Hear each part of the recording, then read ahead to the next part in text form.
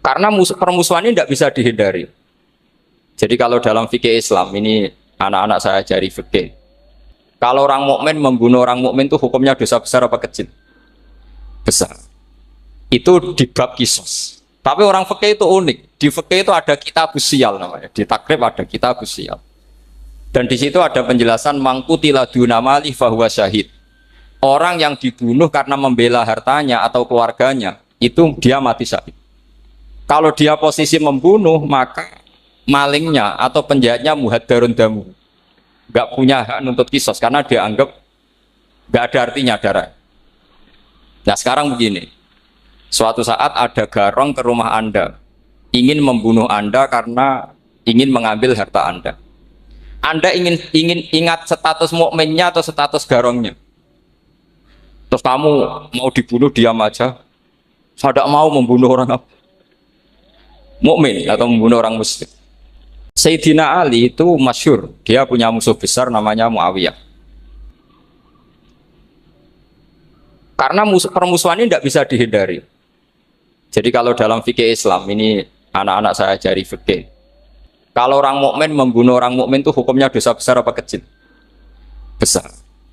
Itu di bab kisos. Tapi orang fikih itu unik. Di fikih itu ada kitab sial namanya. Di takrib ada kitab sial. Dan di situ ada penjelasan mangkutila dunamali fahuwa syahid. Orang yang dibunuh karena membela hartanya atau keluarganya, itu dia mati syahid. Kalau dia posisi membunuh, maka malingnya atau penjahatnya muhaddarun damu. Gak punya hak nuntut kisos karena dia anggap gak ada artinya darah. Nah sekarang begini, suatu saat ada garong ke rumah Anda, ingin membunuh Anda karena ingin mengambil harta Anda. Anda ingin ingat status mukminnya atau status garongnya. Terus kamu mau dibunuh diam aja. Saya tidak mau membunuh orang apa? Mukmin atau membunuh orang muslim. Nah, kesulitan yang dialami Sayyidina Ali seperti itu. Orang-orang Khawarij cara berpikir Ali ku geblek. Wong mukmin kok pengen mateni mukmin. Muawiyah ya geblek pisan. Wong mukmin kok pengen mateni orang. Padahal suasana sudah kacau. Ketika seorang penjahat mau membunuh yang punya rumah dan yang punya rumah ingin membunuh penjahat, itu namanya mukmin bentrok sama orang mukmin. Apa orang benar sahibul hak ingin mempertahankan haknya? Tidak sampai saya tanya. Itu sahibul hak, yaitu yang punya rumah ingin mempertahankan haknya. Meskipun dalam duel ini kadang terjadi pembunuhan. Nah di sini ini ya, ulama ahli sunnah menyebut masalah istihadiyah. Kelompoknya Sayyidina Ali mempertahankan nyawanya meskipun dengan cara membunuh pasukan Muawiyah. Pasukan Muawiyah juga mempertahankan nyawanya meskipun harus membunuh pasukan Ali. Zaman itu susahnya istihad. Tapi orang Khawarij cara berpikir enggak, ini biang keladi masalah itu Ali sama Muawiyah. Mereka malah rapat, ya sudah dua-duanya bunuh saja. Ya masyhur tuh, akhirnya Sayyidina Ali dibunuh oleh orang Khawarij. Makanya ini penting ya, pentingnya ngaji seperti ini. Jadi kamu harus dilatih berpikir nubuwah. Ya dilatih berpikir apa? Nubuwah disebut al ulama warasatul. Meskipun dengan cara yang ekstrim, tapi pikirannya saja, jangan perilakunya. Saya punya contoh sekian kasus, sekian tragedi. Misalnya begini. Saya itu dulu punya teman, dia soleh, bisa baca Fathul Mu'in. Dia itu janggal, bilang sama saya, Gus, tidak biasanya Rasulullah itu agak-agak nyindir orang fakir. Ini kok ada hadis kadal fakru ayakuna kufur, bahwa kefakiran itu mendekati apa? Kekufuran. Dia itu aneh sekali. Biasanya tidak biasanya Rasulullah kritik seperti itu. Walhasil ini singkat cerita, anak ini ngalami satu trauma. Dia itu miskin. Gara-gara miskin gitu jadi buruhnya orang non muslim. Dan sering disuruh nganter majikannya itu ke tempat-tempat lokalisasi. Dia mulai mikir, ini gara-gara fakir saya harus nganter orang ke lokalisasi. Mulai ingat dia, sedekah Rasulullah, ini gara-gara fakir saya jadi pengantar orang ke lokalisasi. Suatu saat majikannya itu benar-benar bangkrut. Malah tidak disuruh nganter. Pokoknya carikan yang cantik bawa sini. Pusing. Dia akhirnya walhasil lari terus keluar, terus dia cerita betapa ekstrimnya fakir, sehingga gara-gara fakir saya harus jadi penolong orang yang mau apa mak. Anda boleh berpikir ekstrim, tapi ekstrim dalam melawan kemungkaran itu tadi. Saya nggak boleh jadi fakir, tapi takutnya fakir yang nanti jadi alat kemak. Imam Ghazali juga punya contoh seperti itu. Imam Ghazali pernah marah besar ketika tren di Baghdad itu orang belajar fikih semua. Hatta la yakuna thamma tabibun illa min ahli dhimmah, kata beliau. Sampai di Baghdad itu tidak ada dokter kecuali orang kafir dhimmah. Akhirnya kalau ada ulama sakit, saya masih ingat pas kecil, kalau ada ulama sakit itu tidak boleh dibawa ke rumah sakit. Takutnya ketemu dokter muslim, non muslim malah disuntik langsung apa? Mati. Akhirnya ulama saat itu berfatwa, orang Islam harus ada yang jadi dokter. Banyaklah gus-gus yang sekolah ke dokter. Yang masyhur ya seperti Sahal itu, Sahal bin Abdul Fattah. Itu dulu putranya Ki Fattah yang menolong Mbah Mahfud saat sembunyi. Saking idolakannya Basal, anaknya dinamakan Sahal, tapi dia jadi dokter spesialis bedah. Begitu seterusnya urusan negara. Dulu itu orang jabat itu tidak boleh, karena jabat itu dekat dengan syubhat, dekat dengan haram. Tapi gara-gara pejabatnya non-muslim, kalau bikin aturan ya ala non-muslim. Ulama akhirnya sadar, andikan kita yang jabat pasti tidak seperti itu. Bisa bikin perda ini, bisa bikin pelaturan begini yang menguntungkan Islam. Nah, jadilah banyak pejabat yang sekarang muslim. Tempat-tempat maksiat diobrak-abrik sama Satpol PP macam-macam. Kita untung. Tapi kalau orang-orang Khawarij pikirannya pokoknya pejabat itu dekat dengan haram, dekat dengan syubhat. Padahal dengan kita jabat bisa bikin perda atau apa yang menguntungkan Islam. Kemudian menjadi masalah baru secara fikih. Ini adik-adik dengerin biar kulino senam fikih. Kalau caleg soleh, misalnya Mas Nadif nyalek, ini tadi tak guyoni, mau jadi bupati ndak, kalau ya mau saya dukung. Jadi misalnya gini ya, Zaid sama Bakar, misalnya Bakar itu orang soleh, mau jadi calon lurah. Dia tahu kalau dia lurahnya kampung lebih baik. Kalau yang jadi ini Zaid, itu kampung itu rusak, karena dia suka dugem, suka macam-macam. Kemudian Zaid ini pasti jadi karena beli suara. Misalnya per kepala itu dibeli 50.000. Bakar ini kalau nggak beli suara, kalah. Padahal dengan kalahnya Bakar artinya kemenangan kemungkaran.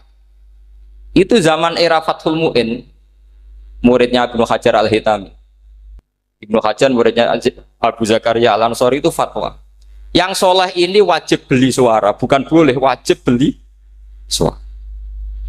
Tapi ini namanya tidak nyuap, perlu dicatat, ini namanya tidak nyuap. Jadi tidak bisa kamu kaitkan misalnya ar-rosi wal murtasi finnar. Yang nyuap maupun yang menerima suap adalah sama-sama di neraka. Tidak bisa seperti itu, karena logikanya dibalik. Sekarang Bakar ini beli suara itu untuk membeli kebenaran, untuk mengawal kebenaran. Zaid beli suara untuk menopang kebatilan. Berarti namanya Bakar ini penyuap atau pembeli kebenaran? Pembeli kebenaran.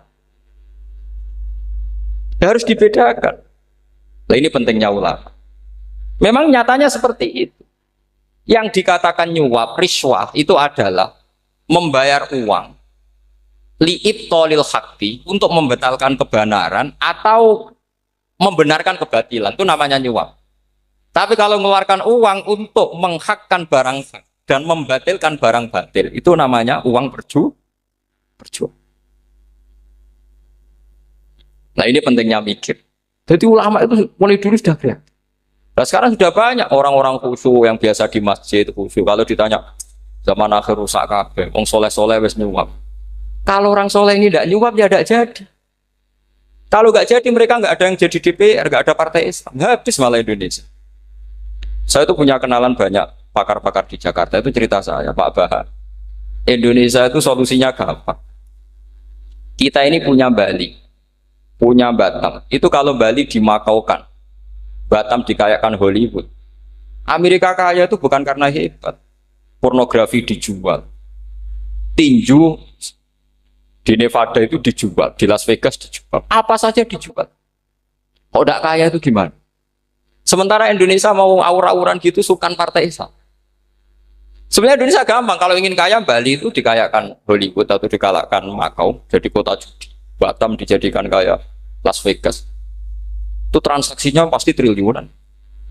Orang kamane wong muda dijual, judi dijual, orang tinju dijual.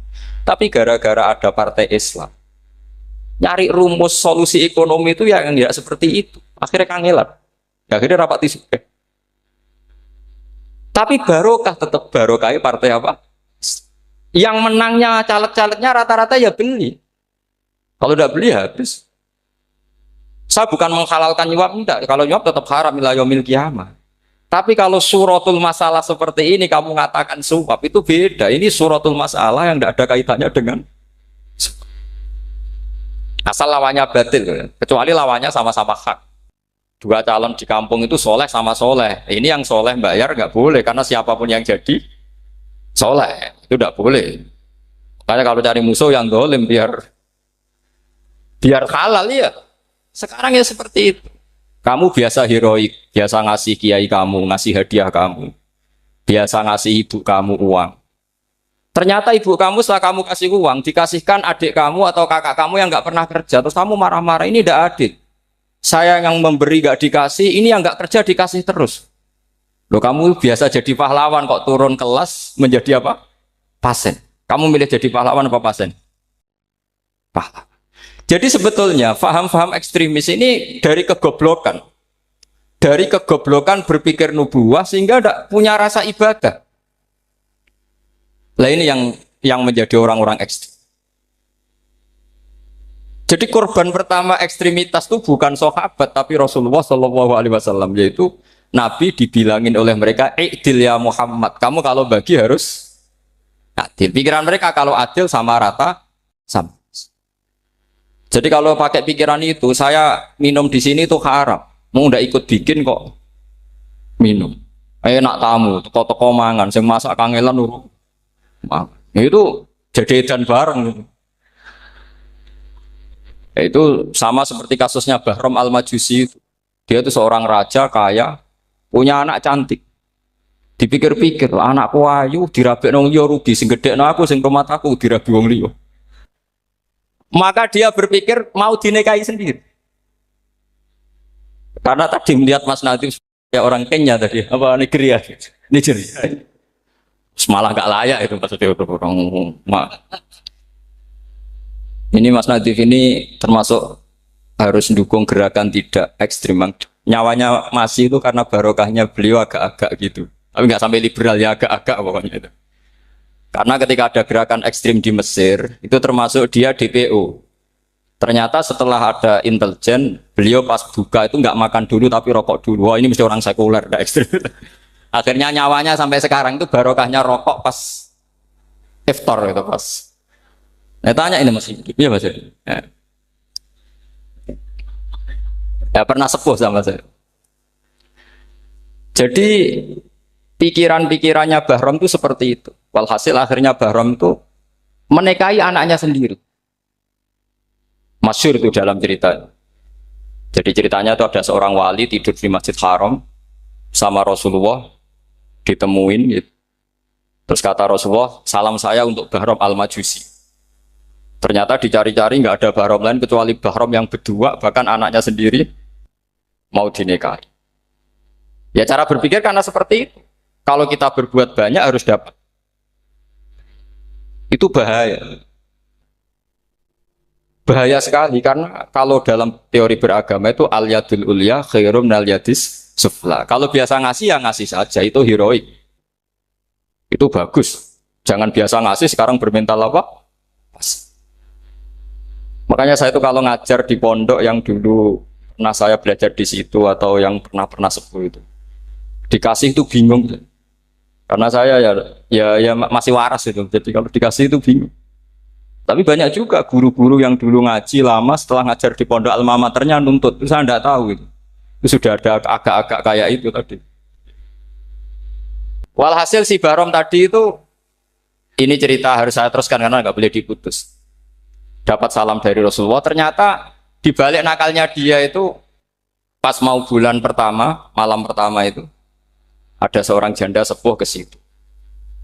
Ganggu dia tentu ya. Ketika dikejar pulang lagi sampai 3 kali. Dia tanya, kenapa bu kamu begitu? Katanya, saya ini anak-anak saya kelaparan. Kalau saya pulang anak-anak saya nangis minta makan. Saya ingin minta Anda. Tapi setelah saya ingat Anda ini majusi, saya mukmin, saya mukminah, saya pulang. Ya sudah bu, kamu di rumah saja. Nanti saya kirimi makan. Dikirimi sendiri, padahal dia seorang raja, orang kaya. Barokahnya itu dia dikasih tobat sama Allah. Dan paginya ketemu tamu yang mengirimkan salam dari Rasulullah SAW. Akhirnya Bahram ini menjadi muslim.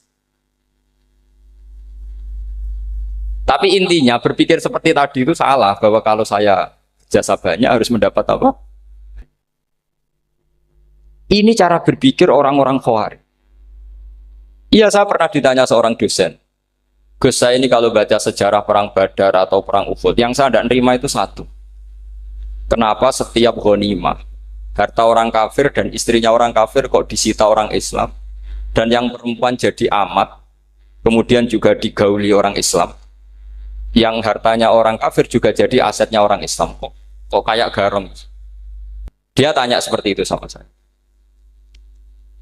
Terus saya jawab, kalau sampean ada garong dan kemudian bawa senpi, senjata api, kemudian garong Anda, penjahat Anda lumpuhkan, ya senpi itu harus Anda kembalikan.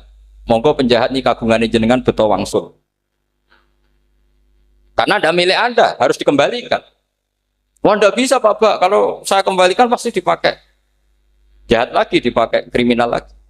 Ya sama, kalau asetnya orang kafir dikembalikan ke orang kafir akan menjadi aset kekafiran lagi untuk menghancurkan kita. Nah, perempuan juga sama. Perempuan itu alat produksi. Jika perempuan tadi dikembalikan ke orang kafir, maka kamu menolong populasi orang. Ya seperti itu. Paham? Makanya disita dalam perang loh ya, tapi dalam perang yang legal.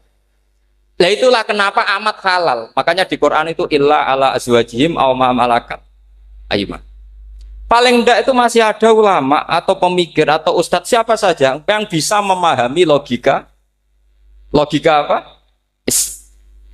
Nanti kalau ulama ini sudah meninggal, orang akan mencibir Islam dengan cara mengatakan Islam itu jahat, yaitu menyita hartanya orang kafir dan istrinya orang kafir setiap kali terjadi.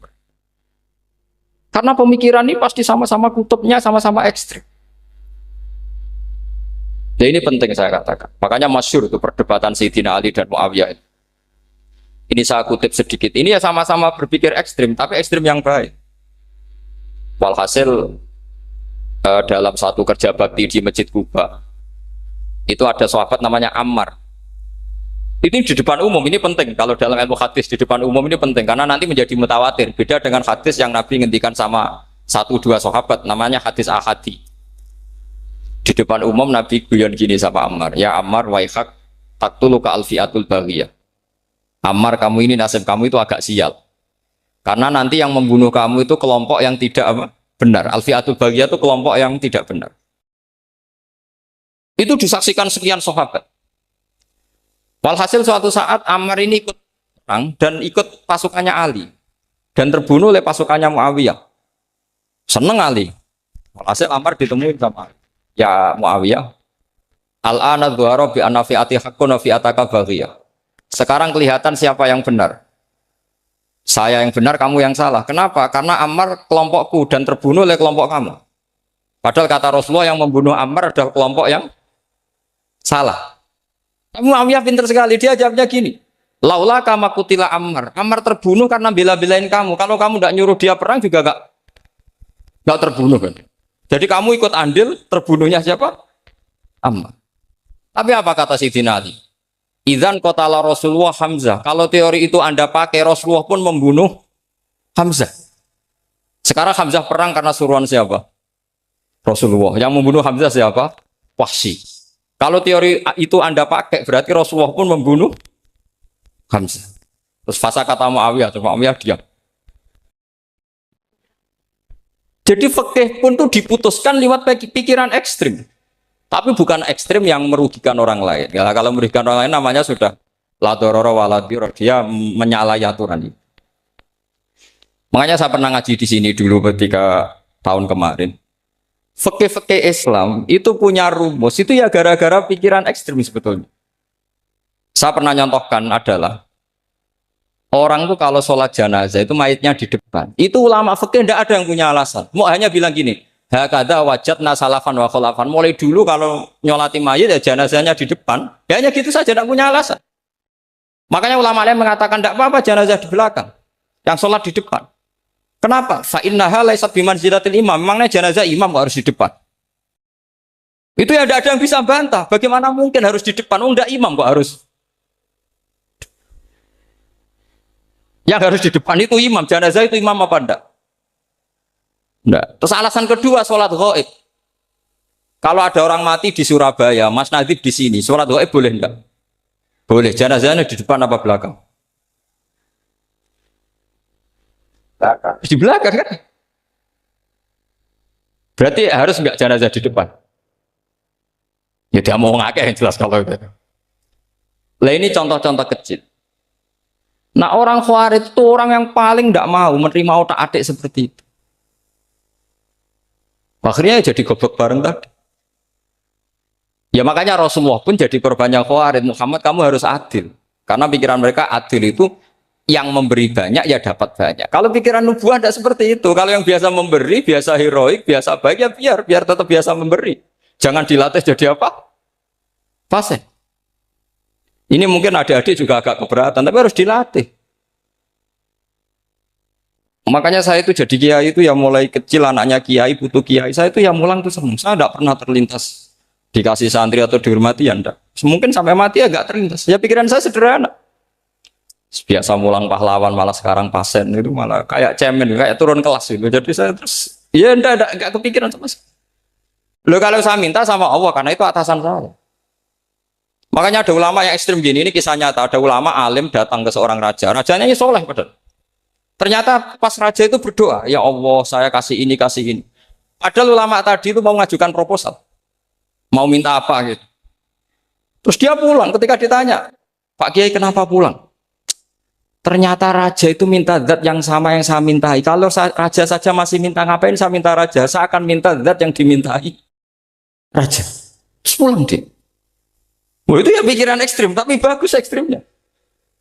Saya akan minta zat yang dimintai raja.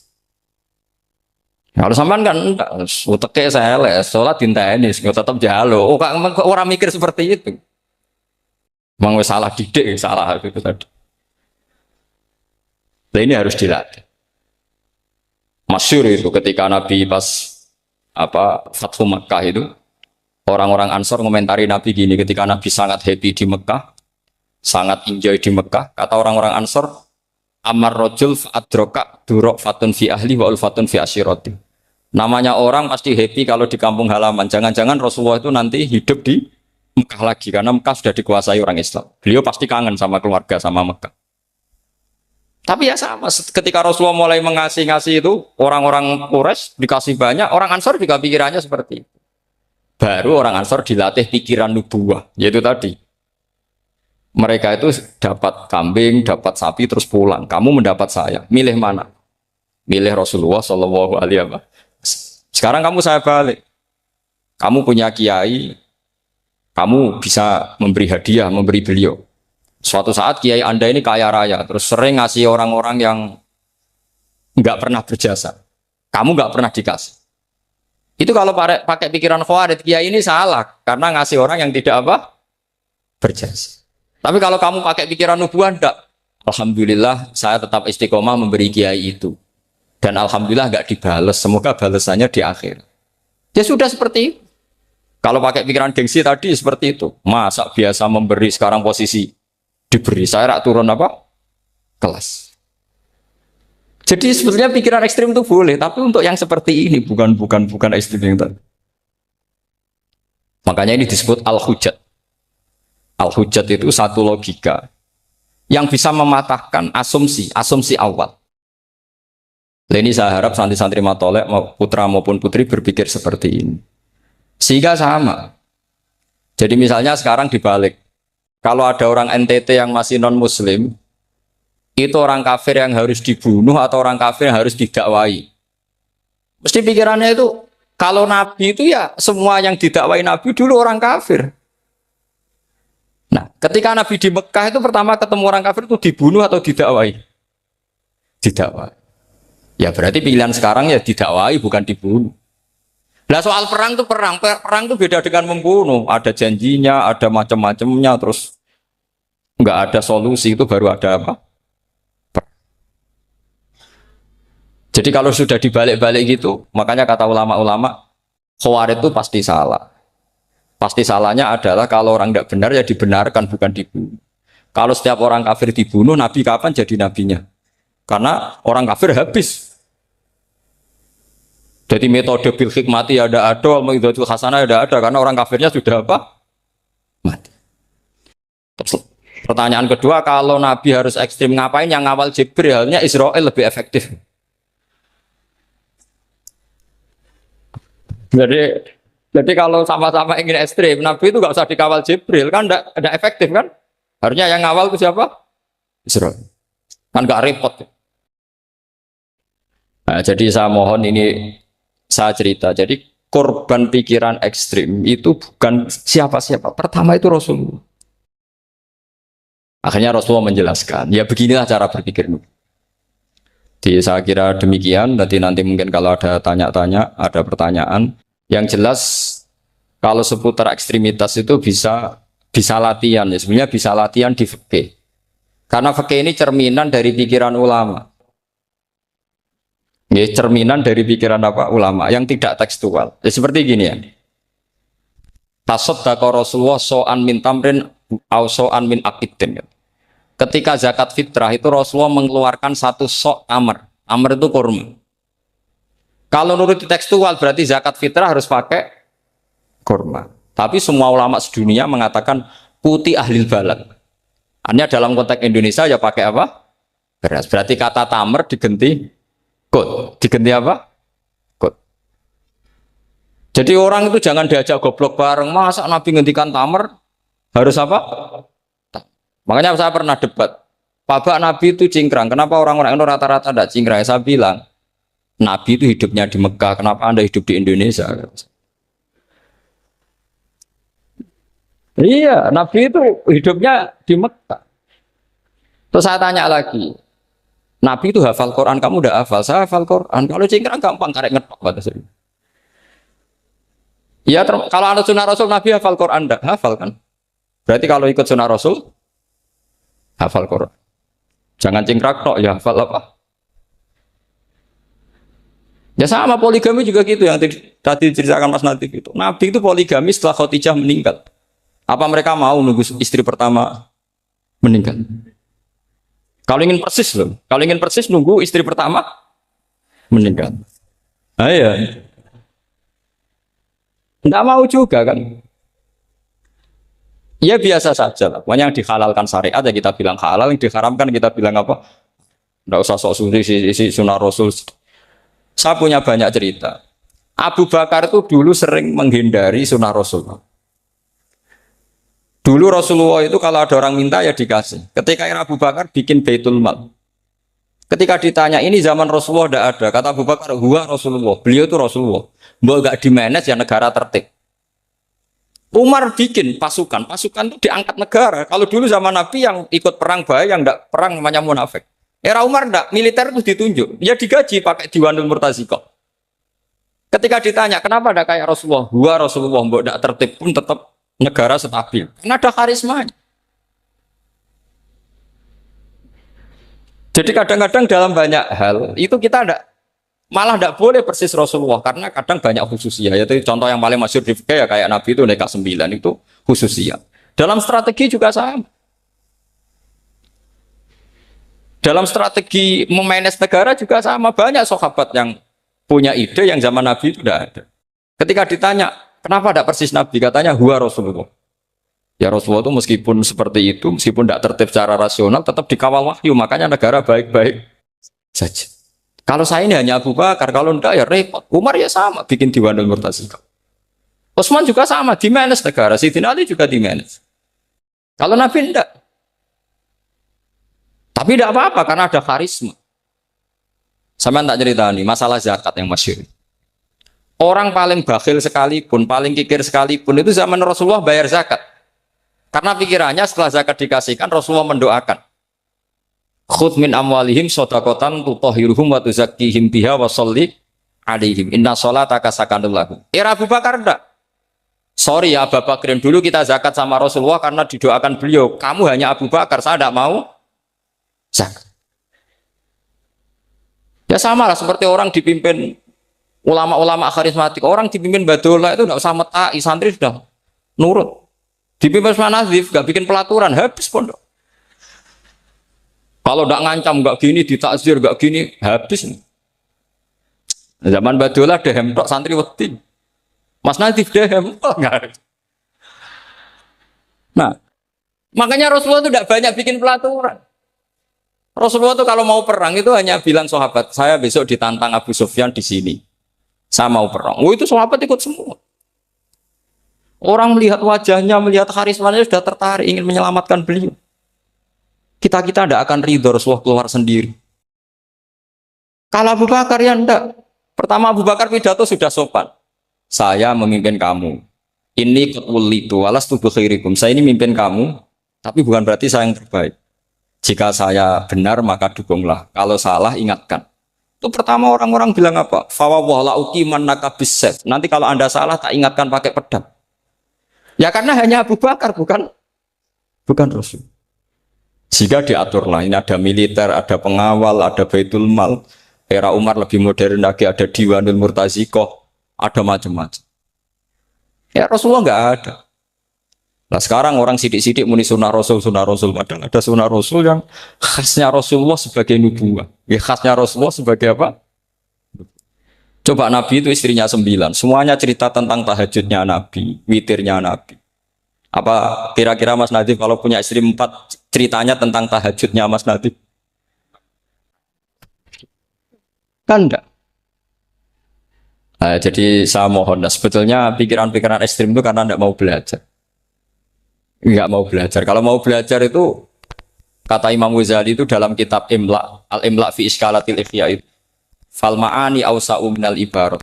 Yang namanya ma'ani itu awsa'u minal ibarat. Jadi yang fal ma'ani awsa'u minal ibarat. Jadi yang namanya makna itu lebih luas minal apa? Ibarat. Nah, ini contoh yang paling nyata ya Sayyidina Ali. Ketika Sayyidina Ali perang sama Muawiyah, itu Sayyidina Ali bilang, sebaiknya Muawiyah kirim delegasi, mediator. Saya juga kirim mediator. Terus orang-orang Khawarij karena tadi tekstual. Mahada ya Ali. Ini apa ya Ali? Lam yujad fi kitabillah. Aturan mediator itu tidak ada di Quran. Bahwa kalau kita perang harus ada mediator itu tidak ada. Terus Sayyidina Ali baca ayat wa in khiftum shiqaqa bainihima fab'atsu hakaman min ahli wa hakaman min ahliya. Jika lelaki dan perempuan suami istri terjadi shiqaq, terjadi konflik, maka suami kirim satu mediator, yang pihak perempuan juga kirim mediator. Terus Sayyidina Ali ngendikan wa amru Muhammad a'dhamu min amri rajulin wa imra'atin. Urusan umat Muhammad lebih serius ketimbang urusan hanya sekedar suami dan istri. Maka kita butuh hakam, butuh mediator. Baru 4.000 orang Khawarij tobat ngikuti pikirannya Sayyidina Ali yang tidak tekstual. Sama seperti zaman Rasulullah. Ketika Rasulullah mau perang Badar, saya ini mau perang Badar kata Rasulullah. Musuh saya itu 1.000 lebih. Kalian hanya 313. Apa kita teruskan? Itu sahabat langsung bilang gini, saya itu hafal teksnya. Idzan lanaqulu laka kama qalat banu Israil fathab anta wa rabbuka faqatila inna hahuna qa'idun walakin idhab anta faqatila inna ma'akum muqatilun. Ini kelihatan sekali bahwa para sahabat sudah ada tekstual. Ini anak-anak saya ajari fikih. Kalau orang mukmin membunuh orang mukmin itu hukumnya dosa besar apa kecil? Besar. Itu di bab kisos. Tapi orang fikih itu unik. Di fikih itu ada kitab usial namanya. Di takrib ada kitab usial. Dan di situ ada penjelasan mangkutila dunamali fahuwa syahid. Orang yang dibunuh karena membela hartanya atau keluarganya, itu dia mati syahid. Kalau dia posisi membunuh, maka malingnya atau penjahatnya muhaddarun damu, nggak punya hak nuntut kisos karena dianggap nggak ada artinya darah. Nah sekarang begini, suatu saat ada garong ke rumah Anda, ingin membunuh Anda karena ingin mengambil harta Anda. Anda ingin ingat status mukminnya atau status garongnya. Terus kamu mau dibunuh diam aja.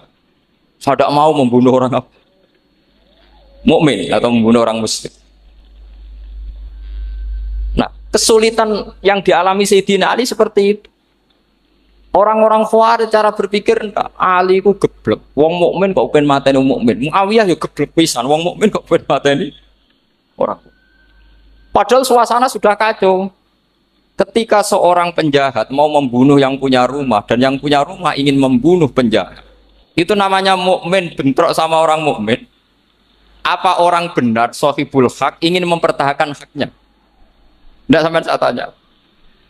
Itu sahibul hak, yaitu yang punya rumah ingin mempertahankan haknya. Meskipun dalam duel ini kadang terjadi pembunuhan. Nah di sini ini ya, ulama ahli sunnah menyebut masalah istihadiyah. Kelompoknya Sayyidina Ali mempertahankan nyawanya meskipun dengan cara membunuh pasukan Muawiyah. Pasukan Muawiyah juga mempertahankan nyawanya meskipun harus membunuh pasukan Ali. Zaman itu susahnya istihad seperti itu. Tapi orang Khawarij cara berpikir enggak, ini biang keladi masalah itu Ali sama Muawiyah. Mereka malah rapat, ya sudah dua-duanya bunuh saja. Ya masyhur tuh, akhirnya Sayyidina Ali dibunuh oleh orang Khawarij. Makanya ini penting ya, pentingnya ngaji seperti ini. Jadi kamu harus dilatih berpikir nubuwah. Ya dilatih berpikir apa? Nubuwah disebut al-ulama warasatul. Meskipun dengan cara yang ekstrim, tapi pikirannya saja, jangan perilakunya. Saya punya contoh sekian kasus, sekian tragedi. Misalnya begini. Saya itu dulu punya teman, dia soleh, bisa baca Fathul Mu'in. Dia itu janggal. Bilang sama saya, Gus, tidak biasanya Rasulullah itu agak-agak nyindir orang fakir. Ini kok ada hadis kadal fakru ayakuna kufur, bahwa kefakiran itu mendekati apa? Kekufuran. Dia itu aneh sekali. Biasanya tidak biasanya Rasulullah kritik seperti itu. Walhasil ini singkat cerita, anak ini ngalami satu trauma. Dia itu miskin. Gara-gara miskin gitu jadi burunya orang non muslim dan sering disuruh nganter majikannya itu ke tempat-tempat lokalisasi. Dia mulai mikir, ini gara-gara fakir saya harus nganter orang ke lokalisasi. Mulai ingat dia, sedekah Rasulullah, ini gara-gara fakir saya jadi pengantar orang ke lokalisasi. Suatu saat majikannya itu benar-benar bangkrut, malah tidak disuruh nganter, pokoknya carikan yang cantik bawa sini. Pusing. Dia akhirnya walhasil lari terus keluar, terus dia cerita betapa ekstrimnya fakir, sehingga gara-gara fakir saya harus jadi penolong orang yang mau apa mak. Anda boleh berpikir ekstrim, tapi ekstrim dalam melawan kemungkaran itu tadi. Saya nggak boleh jadi fakir, tapi takutnya fakir yang nanti jadi alat kemak. Imam Ghazali juga punya contoh seperti itu. Imam Ghazali pernah marah besar ketika tren di Baghdad itu orang belajar fikih semua. Hatta la yakuna thamma tabibun illa min ahli dhimmah, kata beliau. Sampai di Baghdad itu tidak ada dokter kecuali orang kafir dhimmah. Akhirnya kalau ada ulama sakit, saya masih ingat pas kecil, kalau ada ulama sakit itu tidak boleh dibawa ke rumah sakit. Takutnya ketemu dokter muslim, non muslim malah disuntik langsung apa? Mati. Akhirnya ulama saat itu berfatwa, orang Islam harus ada yang jadi dokter. Banyaklah gus-gus yang sekolah ke dokter.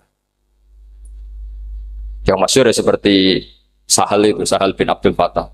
Itu dulu putranya Ki Fattah yang menolong Pak Mahfud saat sembunyi.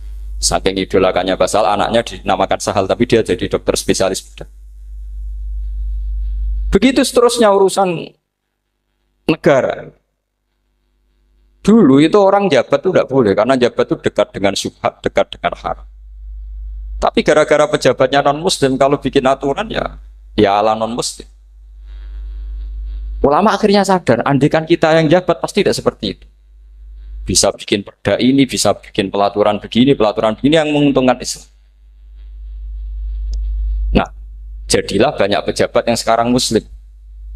Tempat-tempat maksiat diobrak-abrik sama Satpol PP macam-macam. Kita untung. Tapi kalau orang-orang Khawarij pikirannya pokoknya pejabat itu dekat dengan haram, dekat dengan syubhat. Padahal dengan kita jabat bisa bikin perda atau apa yang menguntungkan nopo Islam. Kemudian menjadi masalah baru secara fikih. Ini adik-adik dengerin biar kulino senam fikih. Kalau caleg soleh, misalnya Mas Nadif nyalek, ini tadi tak guyoni, mau jadi bupati ndak, kalau ya mau usah dukung. Jadi misalnya gini ya, Zaid sama Bakar, misalnya Bakar itu orang soleh, mau jadi calon lurah. Dia tahu kalau dia lurahnya kampung lebih baik. Kalau yang jadi ini Zaid, itu kampung itu rusak, karena dia suka dugem, suka macam-macam. Kemudian Zaid ini pasti jadi karena beli suara. Misalnya per kepala itu dibeli 50.000. Bakar ini kalau nggak beli suara kalah. Padahal dengan kalahnya Bakar artinya kemenangan kemungkaran. Itu zaman era Fathul Mu'in, muridnya Ibnu Hajar Al-Hitami. Ibnu Hajar muridnya Abu Zakaria Al-Ansori itu fatwa. Yang soleh ini wajib beli suara, bukan boleh, wajib beli suara. Tapi ini namanya tidak nyuap, perlu dicatat. Ini namanya tidak nyuap. Jadi tidak bisa kamu kaitkan misalnya ar-rosi wal murtasi finnar. Yang nyuap maupun yang menerima suap adalah sama-sama di neraka. Tidak bisa seperti itu. Karena logikanya dibalik. Sekarang Bakar ini beli suara itu untuk membeli kebenaran. Untuk mengawal kebenaran.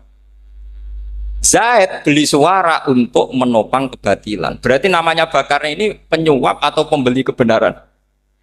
Pembeli kebenaran. Harus dibedakan. Nah, ini pentingnya ulama. Memang nyatanya seperti itu. Yang dikatakan nyuap, riswah itu adalah membayar uang li'ibtolil haqqi untuk membatalkan kebenaran atau membenarkan kebatilan. Itu namanya nyuap. Tapi kalau mengeluarkan uang untuk menghakkan barang hak dan membatalkan barang batil, itu namanya uang berjuang. Nah ini pentingnya mikir. Jadi ulama itu mulai dulu sudah kreatif. Nah sekarang sudah banyak orang-orang khusyuk yang biasa di masjid khusyuk. Kalau ditanya zaman akhir rusak kabeh, wong soleh-soleh wis nyuap. Kalau orang soleh ini tidak nyuap ya tidak jadi. Kalau nggak jadi mereka nggak ada yang jadi DPR, nggak ada partai Islam, habis malah Indonesia. Saya itu punya kenalan banyak pakar-pakar di Jakarta, itu cerita saya Pak Bahar. Indonesia itu solusinya gampang. Kita ini punya Bali, punya Batam. Itu kalau Bali dimakaukan, Batam dikayakan Hollywood. Amerika kaya itu bukan karena hebat. Pornografi dijual. Tinju di Nevada itu dijual, di Las Vegas dijual. Apa saja dijual. Kalau tidak kaya itu gimana? Sementara Indonesia mau aur-auran gitu sukan partai Islam. Sebenarnya Indonesia gampang. Kalau ingin kaya, Bali itu dikayakan Hollywood atau dikalahkan Makau, jadi kota judi. Batam dijadikan kayak Las Vegas. Itu transaksinya pasti triliunan. Orang kamane wong muda dijual, judi dijual, orang tinju dijual.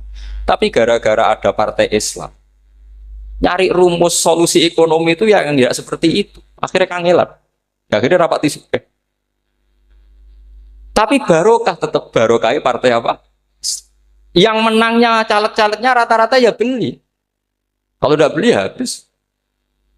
Saya bukan menghalalkan nyuap, enggak. Kalau nyuap tetap haram ila yaumil qiyamah. Tapi kalau suratul masalah seperti ini kamu mengatakan suap itu beda. Ini suratul masalah yang tidak ada kaitannya dengan asal lawannya batil, kecuali lawannya sama-sama hak. Dua calon di kampung itu soleh sama soleh. Ini yang soleh bayar nggak boleh karena siapapun yang jadi soleh itu nggak boleh. Makanya kalau cari musuh yang dolim biar halal ya. Sekarang ya seperti itu. Kamu biasa heroik, biasa ngasih kiai kamu, ngasih hadiah kamu, biasa ngasih ibu kamu uang. Ternyata ibu kamu setelah kamu kasih uang dikasihkan adik kamu atau kakak kamu yang nggak pernah kerja, terus kamu marah-marah, ini tidak adil. Saya yang memberi nggak dikasih, ini yang nggak kerja dikasih terus. Loh kamu biasa jadi pahlawan kok turun kelas menjadi apa? Pasien. Kamu milih jadi pahlawan apa pasien? Pahlawan. Jadi sebetulnya faham-faham ekstremis ini dari kegoblokan, dari kegoblokan berpikir nubuwah sehingga tidak punya rasa ibadah. Lah ini yang menjadi orang-orang ekstrim. Jadi korban pertama ekstremitas itu bukan sahabat tapi Rasulullah Shallallahu Alaihi Wasallam, yaitu Nabi dibilangin oleh mereka, "I'dil ya Muhammad, kamu kalau bagi harus adil." Pikiran mereka kalau adil sama rata sama. Jadi kalau pakai pikiran itu, saya minum di sini itu haram, mau ndak ikut bikin kok minum. Enak tamu, toko-toko mangan, sing masak kangelan urung. Itu jadi edan bareng. Itu sama seperti kasusnya Bahram Al-Majusi itu. Dia itu seorang raja kaya, punya anak cantik. Dipikir-pikir, anakku ayu dirabi nang liya rugi, sing gedhekno aku sing rumah aku dirabi wong liya. Maka dia berpikir mau dinikahi sendiri. Karena tadi melihat Mas Nadiem ya orang Kenya tadi, apa Nigeria. Nigeria. Malah gak layak itu maksudnya orang. Ini Mas Nadif ini termasuk harus mendukung gerakan tidak ekstrim. Nyawanya masih itu karena barokahnya beliau agak-agak gitu. Tapi nggak sampai liberal ya, agak-agak pokoknya itu. Karena ketika ada gerakan ekstrim di Mesir, itu termasuk dia DPO. Ternyata setelah ada intelijen, beliau pas buka itu nggak makan dulu tapi rokok dulu. Wah ini mesti orang sekuler, nggak ekstrim. Akhirnya nyawanya sampai sekarang itu barokahnya rokok pas iftar itu pas. Nah, tanya ini masih hidup ya Mas. Ya pernah sepuh sama saya. Jadi pikiran-pikirannya Bahram itu seperti itu. Walhasil akhirnya Bahram itu menikahi anaknya sendiri. Masyhur itu dalam cerita. Jadi ceritanya itu ada seorang wali tidur di Masjid Haram sama Rasulullah, ditemuin gitu. Terus kata Rasulullah, salam saya untuk Bahram Al-Majusi. Ternyata dicari-cari nggak ada Bahram lain kecuali Bahram yang berdua, bahkan anaknya sendiri mau dinikahi. Ya cara berpikir karena seperti itu. Kalau kita berbuat banyak harus dapat. Itu bahaya. Bahaya sekali karena kalau dalam teori beragama itu al-yadul ulya khairum minal yadis sufla. Kalau biasa ngasih ya ngasih saja, itu heroik. Itu bagus. Jangan biasa ngasih sekarang bermental apa? Makanya saya itu kalau ngajar di pondok yang dulu pernah saya belajar di situ atau yang pernah sepuh itu, dikasih itu bingung. Karena saya ya masih waras itu. Jadi kalau dikasih itu bingung. Tapi banyak juga guru-guru yang dulu ngaji lama setelah ngajar di pondok alma maternya nuntut. Itu saya tidak tahu itu. Itu sudah ada agak-agak kayak itu tadi.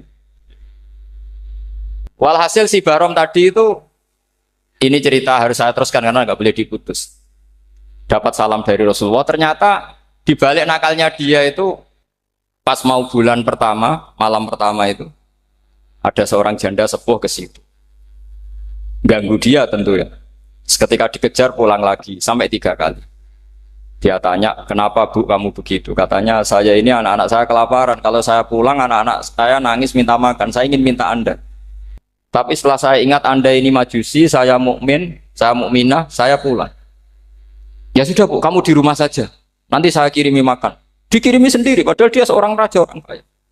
Barokahnya itu dia dikasih tobat sama Allah. Dan paginya ketemu tamu yang mengirimkan salam dari Rasulullah SAW. Akhirnya Bahram ini menjadi muslim.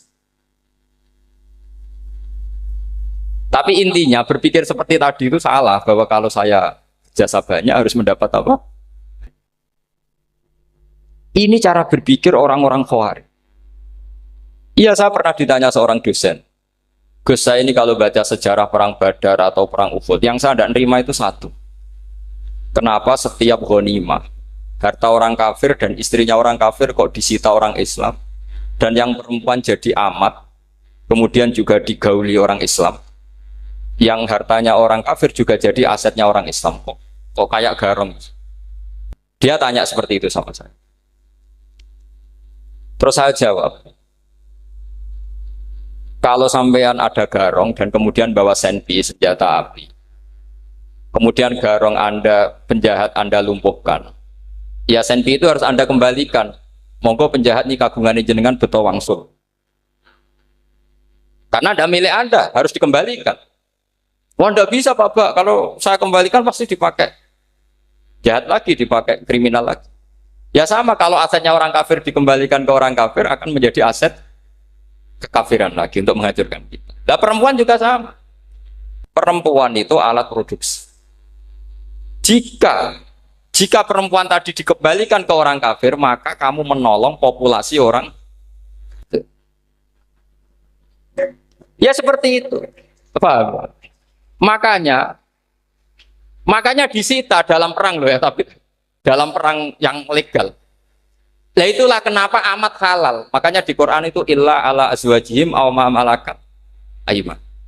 Paling enggak itu masih ada ulama atau pemikir atau ustadz siapa saja yang bisa memahami logika apa? Nanti kalau ulama ini sudah meninggal, orang akan mencibir Islam dengan cara mengatakan Islam itu jahat, yaitu menyita hartanya orang kafir dan istrinya orang kafir setiap kali terjadi perang. Karena pemikiran ini pasti sama-sama kutubnya sama-sama ekstrim. Nah ini penting saya katakan. Makanya masyhur itu perdebatan Sayyidina Ali dan Muawiyah. Ini saya kutip sedikit. Ini ya sama-sama berpikir ekstrim, tapi ekstrim yang baik. Walhasil dalam satu kerja bakti di Masjid Kuba, itu ada sahabat namanya Ammar. Ini di depan umum, ini penting. Kalau dalam ilmu hadis di depan umum ini penting, karena nanti menjadi mutawatir. Beda dengan hadis yang Nabi ngendikan sama satu dua sahabat, namanya hadis ahadi. Di depan umum Nabi guyon gini sama Ammar, ya Ammar waihak taktuluka alfiatul baghiyah. Ammar, kamu ini nasib kamu itu agak sial. Karena nanti yang membunuh kamu itu kelompok yang tidak benar. Alfiatul baghiyah itu kelompok yang tidak benar. Itu disaksikan sekian sahabat. Walhasil suatu saat Ammar ini ikut perang dan ikut pasukannya Ali dan terbunuh oleh pasukannya Muawiyah. Seneng Ali. Walhasil Ammar ditemui sama Ali. Ya Muawiyah, al-ana dhuhara bi anna fi'ati haqqun wa fi'ataka baghiyah. Sekarang kelihatan siapa yang benar. Saya yang benar, kamu yang salah. Kenapa? Karena Ammar kelompokku dan terbunuh oleh kelompok kamu. Padahal kata Rasulullah yang membunuh Ammar adalah kelompok yang salah. Muawiyah pintar sekali, dia jawabnya gini. Laula kama kutila Ammar. Ammar terbunuh karena bela-belain kamu. Kalau kamu tidak nyuruh dia perang juga gak terbunuh kan. Jadi kamu ikut andil, terbunuhnya siapa? Ammar. Tapi apa kata Sayyidina Ali? Idzan qatala Rasulullah Hamzah. Kalau teori itu Anda pakai, Rasulullah pun membunuh Hamzah. Sekarang Hamzah perang karena suruhan siapa? Rasulullah. Yang membunuh Hamzah siapa? Wahsy. Kalau teori itu Anda pakai, berarti Rasulullah pun membunuh Hamzah. Terus fasa kata Muawiyah, terus Muawiyah diam. Jadi fikih pun tuh diputuskan lewat pikiran ekstrim. Tapi bukan ekstrim yang merugikan orang lain. Ya, kalau merugikan orang lain namanya sudah la dororo wa la diror. Dia menyalahi aturan ini. Makanya saya pernah ngaji di sini dulu ketika tahun kemarin. Fikih-fikih Islam itu punya rumus. Itu ya gara-gara pikiran ekstrim sebetulnya. Saya pernah nyontohkan adalah orang tuh kalau sholat jenazah itu mayitnya di depan. Itu ulama fikih tidak ada yang punya alasan. Mau hanya bilang gini, hakadha wajadna salafan wa khulafan. Mulai dulu kalau nyolati mayit ya jenazahnya di depan. Ya hanya gitu saja, tidak punya alasan. Makanya ulama lain mengatakan tidak apa-apa jenazah di belakang, yang sholat di depan. Kenapa? Fa innaha laysat bimanzilatil imam. Memangnya jenazah imam kok harus di depan? Itu ya tidak ada yang bisa bantah. Bagaimana mungkin harus di depan? Oh, enggak, imam kok harus. Yang harus di depan itu imam, jenazah itu imam apa enggak? Enggak. Terus alasan kedua, sholat ghaib. Kalau ada orang mati di Surabaya, Mas Nadib di sini, sholat ghaib boleh enggak? Boleh. Jenazahnya di depan apa belakang? Belakang. Di belakang kan? Berarti harus enggak jenazah di depan? Ya dia mau ngakeh yang jelas kalau itu. Lah ini contoh-contoh kecil. Nah orang Khawarij itu orang yang paling tidak mau menerima otak-atik seperti itu. Akhirnya jadi goblok bareng tadi. Ya makanya Rasulullah pun jadi korbannya Khawarij. Muhammad, kamu harus adil. Karena pikiran mereka adil itu yang memberi banyak ya dapat banyak. Kalau pikiran nubuah tidak seperti itu. Kalau yang biasa memberi, biasa heroik, biasa baik ya biar tetap biasa memberi. Jangan dilatih jadi apa? Fasih. Ini mungkin adik-adik juga agak keberatan, tapi harus dilatih. Makanya saya itu jadi kiai itu ya mulai kecil anaknya kiai, putu kiai. Saya itu ya mulang tuh seneng. Saya tidak pernah terlintas dikasih santri atau dihormati ya enggak. Mungkin sampai mati agak terlintas. Ya pikiran saya sederhana. Biasa mulang pahlawan malah sekarang pasen itu malah kayak cemen, kayak turun kelas itu. Jadi saya terus ya enggak kepikiran sama sekali. Loh kalau saya minta sama Allah karena itu atasan saya. Makanya ada ulama yang ekstrim gini, ini kisah nyata. Ada ulama alim datang ke seorang raja. Rajanya ini soleh padahal. Ternyata pas raja itu berdoa, ya Allah saya kasih ini, kasih ini. Padahal ulama tadi itu mau ngajukan proposal. Mau minta apa gitu. Terus dia pulang ketika ditanya, Pak Kiai kenapa pulang? Ternyata raja itu minta zat yang sama yang saya mintai. Kalau raja saja masih minta, ngapain saya minta raja? Saya akan minta zat yang dimintai raja. Terus pulang dia. Wah itu ya pikiran ekstrim, tapi bagus ekstrimnya. Saya akan minta zat yang dimintai raja. Kalau sampean kan uteke saya les, sholat dinteni, tetap jalo. Oh kok orang mikir seperti itu. Mang wis salah didik, salah itu tadi. Nah, ini harus dilatih.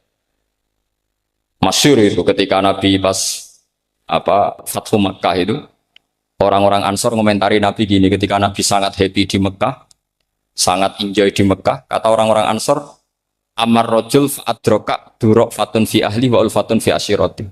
Namanya orang pasti happy kalau di kampung halaman. Jangan-jangan Rasulullah itu nanti hidup di Mekah lagi karena Mekah sudah dikuasai orang Islam. Beliau pasti kangen sama keluarga, sama Mekah. Tapi ya sama, ketika Rasulullah mulai ngasih itu, orang-orang Quraisy dikasih banyak, orang Ansor juga pikirannya seperti itu. Baru orang Ansor dilatih pikiran nubuwah, yaitu tadi. Mereka itu dapat kambing, dapat sapi, terus pulang. Kamu mendapat saya, milih mana? Milih Rasulullah Shallallahu Alaihi Wasallam. Sekarang kamu saya balik. Kamu punya kiai, kamu bisa memberi hadiah, memberi beliau. Suatu saat kiai Anda ini kaya raya, terus sering ngasih orang-orang yang nggak pernah berjasa. Kamu nggak pernah dikasih. Itu kalau pakai pikiran khawarij, kiai ini salah karena ngasih orang yang tidak berjasa. Tapi kalau kamu pakai pikiran nubuah, enggak. Alhamdulillah saya tetap istiqomah memberi kiai itu. Dan alhamdulillah nggak dibales. Semoga balasannya di akhir. Ya sudah seperti itu. Kalau pakai pikiran gengsi tadi seperti itu. Masa biasa memberi sekarang posisi diberi, saya rak turun kelas. Jadi sebetulnya pikiran ekstrim itu boleh, tapi untuk yang seperti ini bukan ekstrim yang tadi. Makanya ini disebut al-hujjat. Al-hujjat itu satu logika yang bisa mematahkan asumsi awal. Ini saya harap santri-santri matolek putra maupun putri berpikir seperti ini.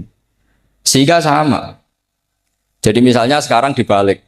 Kalau ada orang NTT yang masih non-muslim, itu orang kafir yang harus dibunuh atau orang kafir yang harus didakwai. Mesti pikirannya itu, kalau Nabi itu ya semua yang didakwai Nabi dulu orang kafir. Nah, ketika Nabi di Mekah itu pertama ketemu orang kafir itu dibunuh atau didakwai? Didakwai. Ya berarti pilihan sekarang ya didakwai bukan dibunuh. Nah soal perang itu perang itu beda dengan membunuh. Ada janjinya, ada macam-macamnya, terus nggak ada solusi itu baru ada apa? Jadi kalau sudah dibalik-balik gitu, makanya kata ulama-ulama, khawarij itu pasti salah. Pasti salahnya adalah kalau orang tidak benar ya dibenarkan bukan dibunuh. Kalau setiap orang kafir dibunuh, Nabi kapan jadi nabinya? Karena orang kafir habis. Jadi metode bil hikmati ada, metode hasanah ada, karena orang kafirnya sudah mati. Terus, pertanyaan kedua, kalau Nabi harus ekstrim ngapain yang ngawal Jibril? Halnya Israel lebih efektif. Jadi kalau sama-sama ingin ekstrim, Nabi itu nggak usah dikawal Jibril, kan enggak efektif kan? Harusnya yang ngawal itu siapa?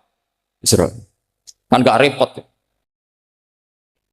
Nah, jadi saya mohon ini saya cerita, jadi korban pikiran ekstrim itu bukan siapa-siapa. Pertama itu Rasulullah. Akhirnya Rasulullah menjelaskan, ya beginilah cara berpikir. Jadi saya kira demikian, nanti mungkin kalau ada tanya-tanya, ada pertanyaan. Yang jelas, kalau seputar ekstremitas itu bisa Bisa latihan ya, sebenarnya bisa latihan di fikih. Karena fikih ini cerminan dari pikiran ulama. Ya, cerminan dari pikiran apa ulama yang tidak tekstual. Ya, seperti gini ya. Tasaddaqa Rasulullah so'an min tamrin au so'an min akidin. Ketika zakat fitrah itu Rasulullah mengeluarkan satu sok amr. Amr itu kurma. Kalau menurut tekstual berarti zakat fitrah harus pakai kurma. Tapi semua ulama sedunia mengatakan putih ahli balad. Hanya dalam konteks Indonesia ya pakai apa? Beras. Berarti kata tamr diganti kut. Diganti apa? Kut. Jadi orang itu jangan diajak goblok bareng. Masa Nabi ngendikan tamr harus apa? Makanya saya pernah debat. Pak Nabi itu cingkrang. Kenapa orang-orang itu rata-rata tidak cingkrang? Saya bilang, Nabi itu hidupnya di Mekah. Kenapa Anda hidup di Indonesia? Iya, Nabi itu hidupnya di Mekah. Terus saya tanya lagi, Nabi itu hafal Quran, kamu udah hafal? Saya hafal Quran. Kalau cingkrang gampang, karek ngetok batas ini. Ya, kalau anak sunnah Rasul, Nabi hafal Quran, enggak? Hafal kan? Berarti kalau ikut sunnah Rasul, hafal Quran. Jangan cingkrang tok, ya hafal apa? Ya sama poligami juga gitu, yang tadi diceritakan Mas Natif itu. Nabi itu poligami setelah Khadijah meninggal. Apa mereka mau nunggu istri pertama meninggal? Kalau ingin persis loh, kalau ingin persis nunggu istri pertama meninggal. Ah ya, nggak mau juga kan? Ya biasa saja lah. Pokoknya yang dihalalkan syariat ya kita bilang halal, yang diharamkan kita bilang apa? Nggak usah sok isi sunnah Rasul. Saya punya banyak cerita. Abu Bakar itu dulu sering menghindari sunnah Rasul. Dulu Rasulullah itu kalau ada orang minta ya dikasih. Ketika era Abu Bakar bikin Baitul Mal. Ketika ditanya ini zaman Rasulullah tidak ada. Kata Abu Bakar, huwa Rasulullah. Beliau itu Rasulullah. Mbak gak di-manage ya negara tertib. Umar bikin pasukan. Pasukan itu diangkat negara. Kalau dulu zaman Nabi yang ikut perang bahaya, yang tidak perang namanya munafik. Era Umar tidak, militer itu ditunjuk. Ya digaji pakai Diwanul Murtaziko. Ketika ditanya kenapa tidak kayak Rasulullah? Huwa Rasulullah. Mbak tidak tertib pun tetap negara stabil. Karena ada karisma. Jadi kadang-kadang dalam banyak hal itu kita malah tidak boleh persis Rasulullah karena kadang banyak khususnya. Yaitu contoh yang paling masyhur di fikih ya kayak Nabi itu nikah 9 itu khususnya. Dalam strategi juga sama. Dalam strategi memanage negara juga sama. Banyak sahabat yang punya ide yang zaman Nabi itu tidak ada. Ketika ditanya kenapa tidak persis Nabi? Katanya huwa Rasulullah. Ya Rasulullah itu meskipun seperti itu, meskipun tidak tertib secara rasional, tetap dikawal wahyu. Makanya negara baik-baik saja.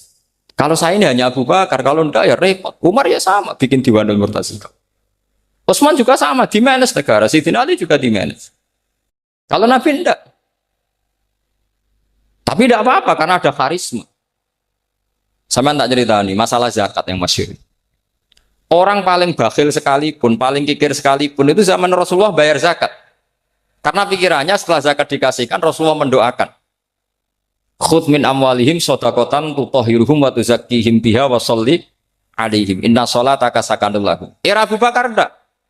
Sorry ya Abu Bakar, dulu kita zakat sama Rasulullah karena didoakan beliau. Kamu hanya Abu Bakar, saya tidak mau zakat.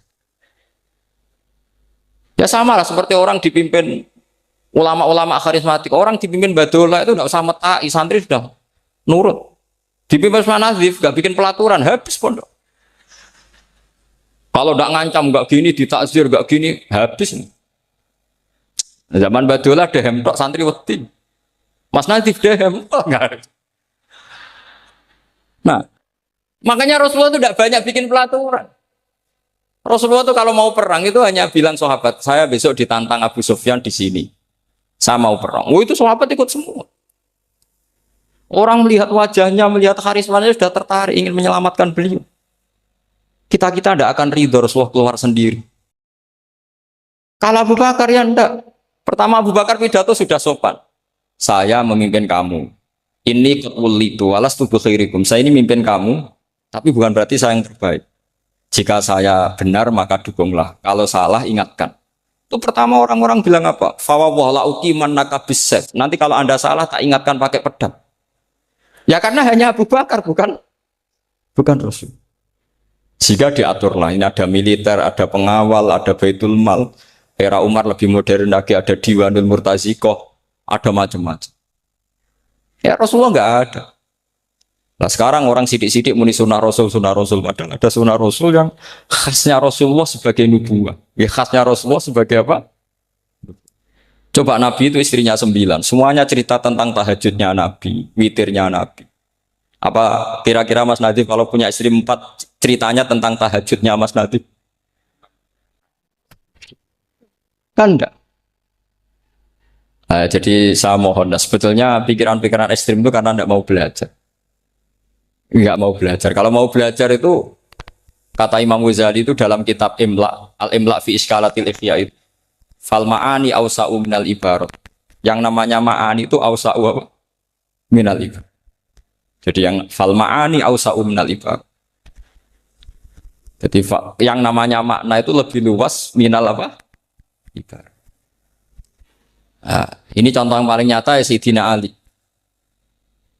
Ketika Sayyidina Ali perang sama Muawiyah, itu Sayyidina Ali bilang, sebaiknya Muawiyah kirim delegasi, mediator. Saya juga kirim mediator. Terus orang-orang Khawarij karena tadi tekstual. Mahada ya Ali. Ini apa ya Ali? Lam yujad fi kitabillah. Aturan mediator itu tidak ada di Quran. Bahwa kalau kita perang harus ada mediator itu tidak ada. Terus Sayyidina Ali baca ayat wa in khiftum shiqaqa bainihima fab'atsu hakaman min ahli wa hakaman min ahliya. Jika lelaki dan perempuan suami istri terjadi shiqaq, terjadi konflik, maka suami kirim satu mediator, yang pihak perempuan juga kirim mediator. Terus Sayyidina Ali ngendikan wa amru Muhammad a'dhamu min amri rajulin wa imra'atin. Urusan umat Muhammad lebih serius ketimbang urusan hanya sekedar suami dan istri. Maka kita butuh hakam, butuh mediator. Baru 4.000 orang Khawarij tobat ngikuti pikirannya Sayyidina Ali yang tidak tekstual. Sama seperti zaman Rasulullah. Ketika Rasulullah mau perang Badar, saya ini mau perang Badar kata Rasulullah. Musuh saya itu 1.000 lebih. Kalian hanya 313. Apa kita teruskan? Itu sahabat langsung bilang gini, saya itu hafal teksnya.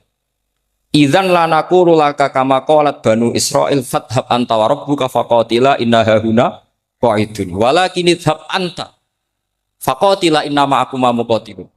Ini kelihatan sekali bahwa para sahabat sudah ada tekstual.